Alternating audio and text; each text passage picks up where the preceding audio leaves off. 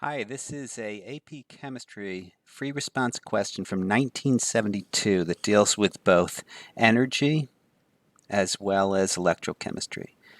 If you're approaching the end of the AP Chemistry course and you have taken energy but perhaps not taken electrochemistry, that's oftentimes performed at the end of the year, then you won't be able to solve this and you can omit it.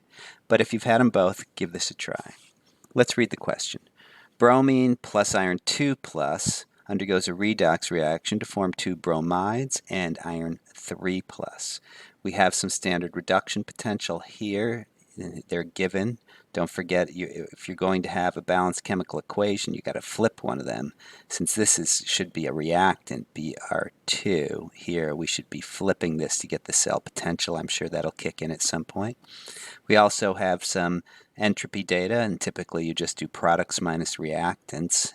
Locate your products, combine them, subtract out the reactants, you'll get the change in entropy for this reaction. And sure enough, that's what we have to do in part A.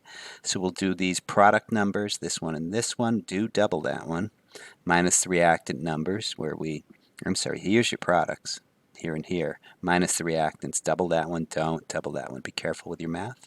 We'll have to do a free energy question. We can't do products minus reactants. We don't have that data. We can't do delta G equals delta H minus T delta S. We don't have any enthalpy data. But we do have electrochemical data, and there's a formula for that too. Delta G equals minus NFE, so we'll solve it that way. And finally here, delta H, we don't have products minus reactants. We can do delta G equals delta H minus T delta S here, I believe, because we have S and we have G, so we'll solve for delta H in that one. Okay, here's the solutions. Products minus reactants gives us a change in entropy of minus 441 joules per Kelvin. The system's getting more organized.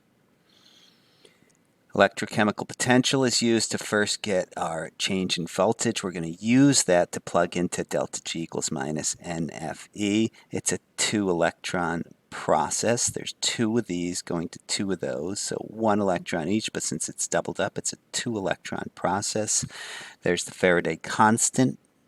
This ends up being 0.3 volts when you combine these. They don't get that when you combine them normally, but we got to flip this one around because this is not what's occurring. It's going in the other direction, giving us plus 3 volts for that number.